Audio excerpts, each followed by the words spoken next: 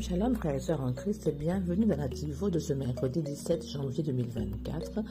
La Tivo est écrite par le pasteur Chris Kilomé et la lecture nous est offerte par les vérités de l'Évangile. Le thème d'aujourd'hui est « C'est quoi la dévotion ?» La compréhension pratique de la dévotion. Notre verset d'ouverture est tiré de Jean 4, verset 24 qui dit « Dieu est un esprit, c'est-à-dire un être spirituel, et ceux qui l'adorent doivent l'adorer en esprit et en vérité, c'est-à-dire en réalité. » Le pasteur nous dit que dans le Nouveau Testament, tu seras peut-être surpris d'apprendre que le terme dévotion s'applique rarement aux chrétiens. Bien que ça apparaisse dans les évangiles, Matthieu, Marc, Luc et Jean, il est crucial de noter que Jésus s'est principalement adressé aux Juifs dans les évangiles et non aux chrétiens. Le livre des Actes mentionne la dévotion environ 4 fois et à aucune de ces occasions ce n'est directement appliqué à l'Église. À l'avenir, tu trouveras le terme utilisé une seule fois dans 1 Corinthiens et 2 fois dans Hébreux. Cependant, dans le livre de l'Apocalypse, le mot adoration est employé environ 22 fois. Comment une chose que nous considérons comme si importante pourrait-elle manquer dans les épîtres? Tu te demandes peut-être. La raison est que dans les épîtres, le Seigneur donne une compréhension pratique de l'adoration et nous montre précisément de quoi il s'agit. Rappelle-toi que dans Jean 4 au verset 24, il a déclaré « Dieu est esprit et ceux qui l'adorent, du grec proskuneo, doivent l'adorer en esprit et en vérité. » Dans Romains 1 au verset 19, « Car Dieu est mon témoin que je sers dans mon esprit dans l'évangile de son Fils. » Au lieu d'utiliser le terme dévotion, l'apôtre Paul emploie l'expression spécifique qui correspond aux paroles de Jésus. Dans Jean 4 au verset 24, « Sers avec mon esprit. » Servir Dieu avec ton esprit inclut l'adoration, car l'adoration dans le Nouveau Testament est différente de l'adoration dans l'Ancien Testament. Dans l'Ancien Testament, c'est surtout de nature extérieure, mais dans le Nouveau Testament, l'adoration est spirituelle, même lorsque nous en avons des démonstrations extérieures. C'est pourquoi c'est important de comprendre ce qui compte dans l'adoration n'est pas que nous avons adoré.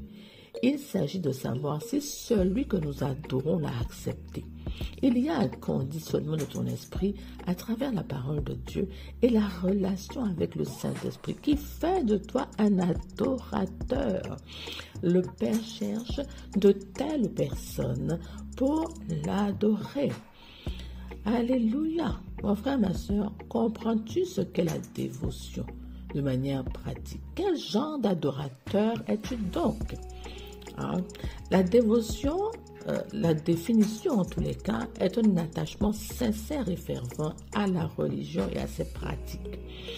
Le pasteur nous dit que le terme adoration a presque disparu dans le Nouveau Testament et qu'il ne s'applique pas aux chrétiens. Il est cité que très peu de fois.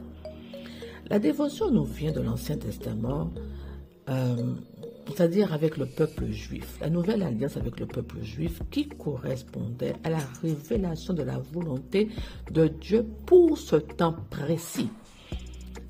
Il faut comprendre que dans l'ancienne alliance, Dieu venait quand on l'appelait puis repartait, donc il était extérieur aux hommes, à côté des hommes.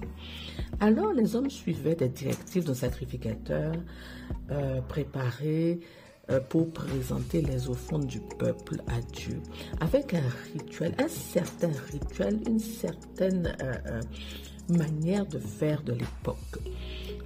Ils étaient 100% hommes et agissaient dans la chair. D'ailleurs, ils étaient circoncis dans la chair. Actuellement, dans notre dispensation, notre nouvelle dispensation, c'est-à-dire avec la venue de Jésus-Christ qui a donné sa vie pour nous sauver, qui est venu habiter en nous. Dieu habite en nous par son esprit. Donc il habite en toi, mon frère, ma soeur, il habite en moi. Donc il n'est plus question de s'adonner à des pratiques d'hommes, mais de suivre et de mettre en œuvre ce qui plaît à Dieu, ce qui réjouit son cœur de Père dans notre époque, dans notre dispensation actuelle. Dieu est esprit et nous aussi, nous sommes esprits comme Dieu, unis à son esprit. Donc, vraiment, nous communiquons avec Dieu par l'esprit. La relation que nous avons avec Dieu est dans l'esprit. C'est spirituel. La volonté de Dieu est que ses enfants soient remplis de l'esprit constamment pour le servir en esprit. Et nous savons que là où est l'esprit et la liberté, c'est la vérité. Hein? Voilà. Donc les adorateurs que le Père cherche doivent l'adorer de manière spirituelle, c'est-à-dire en esprit et en vérité. Les pratiques de l'ancienne alliance, telles que danser de tout son corps dans la chair, chanter des chants de l'ancienne dispensation, acclamer Dieu dans une ambiance festive, bruyante, qui plaît aux hommes, ne sont plus du tout agréés par Dieu. Ça ne fait plus partie de notre manière d'adorer à l'heure actuelle. Aujourd'hui, nous n'adorons plus de la chair ou avec des pratiques d'hommes, mais comme des êtres spirituels que nous sommes, guidés par le Saint-Esprit, une adoration spirituelle. Alors, nous sommes nés pour servir Dieu. Et l'adoration est un moyen de servir notre Dieu. Et nous servons avec et dans notre esprit. Tout nous vient de notre cœur, puisque nous sommes la maison de Dieu, le tabernacle de Dieu. Il vit à l'intérieur de nous. Donc, tout vient de l'intérieur vers l'extérieur. Cela veut dire que lorsque tu adores Dieu, ton corps peut suivre en démonstration extérieure, mais là, il n'est pas question de synchronisation avec la musique ou autre, mais c'est impulsé par l'esprit, stimulé par l'esprit. Tu comprends?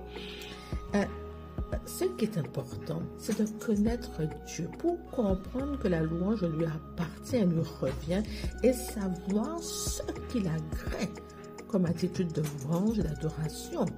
Et c'est dans sa parole, c'est dans l'intimité, la communion avec Dieu que tu apprends à le connaître, à pénétrer ses secrets et à voir ses révélations. Plus tu es proche du Père, et plus tu le connais, et plus il te révèle qui il est et ce qu'il fait, c'est-à-dire ses plans, ses secrets, sa volonté, afin que tu l'imites et que tu fonctionnes exactement comme lui, en esprit, 100% en esprit. Donc, Dieu prend plaisir à ceux qui lui obéissent et qui répondent à son amour par le service et l'adoration. Alors, mon frère, ma soeur, fais la fête pendant que tu es dans l'église, sauter, danser, montrer que, voilà, que tu sais danser, que tu sais chanter. Ça ne signifie pas que tu adores Dieu. La musique est bonne, tu es ambiancé, tu chantes à tue-tête. Cela ne signifie pas que tu as rendu à Dieu un sacrifice d'adoration, car ce n'est pas guidé par l'esprit, mais parce que toi tu aimes en tant qu'homme. Pour adorer Dieu, dispose-toi et fais-le en esprit. Prie en langue, guidé par l'esprit, stimulé par l'esprit, rempli de la parole de Dieu, dans la pleine connaissance de sa volonté. C'est-à-dire l'adoration qu'il agrée, qu'il accepte, qu'il aime. Nous ne faisons rien par la chair. Maintenant, tu comprends de manière pratique l'adoration à offrir à Dieu. C'est ce que tu dois faire désormais quand tu sers Dieu. Offre-lui sans cesse un sacrifice de louange dirigé par l'Esprit, c'est-à-dire le fruit de lèvres qui confessent son grand nom. Alléluia, c'est là l'adoration qu'il agrée et qu'il accepte. Amen. Gloire à Dieu. Maintenant, il ne s'agit plus d'imiter tous ceux qui dansent de manière désordonnée dans l'église. C'est pas ça. C'est parce que la musique est ambiancée que tu sautes, tu montes, tu lèves les bras. Non, il ne s'agit plus de cela. D'accord? Maintenant que tu le sais, il faudra en parler autour de toi pour faire comprendre aux autres quelle est l'adoration, quel est l'adorateur que le Père cherche. Et maintenant, quand tu adores, eh bien, tu sais comment te disposer. Tu sais ce qu'il faut faire désormais. Amen. Alors, mon frère, ma soeur, je t'invite à prier avec moi. Tu répètes après moi, cher Père, merci pour le privilège d'exprimer mon amour pour toi. Je t'adore pour ta grandeur, ta gentillesse, ton amour, ta miséricorde et ta grâce. Tu es le gouverneur parmi les nations, le roi des rois et le seigneur des seigneurs. Je t'offre aujourd'hui mon sacrifice de louange et te rends grâce pour tout ce que tu as fait. Au nom de Jésus, Amen, Alléluia. Mon frère, ma soeur, prends le temps aujourd'hui de sélectionner tes chants d'adoration. Les chants qui ne sont pas de notre nouvelle dispensation, tu peux les enlever. Les chants qui disent « il fera », tu peux ça aussi le supprimer. D'accord? Les chants qui parlent, voilà, de se répandre du sang, non, tu peux ça aussi, tu peux enlever de ta playlist d'adoration, mon frère, ma soeur. Hein? Voilà, donc je te souhaite une très bonne journée d'adoration, remplie de l'esprit. Et je te dis, sois béni et à bientôt pour une nouvelle Tivo.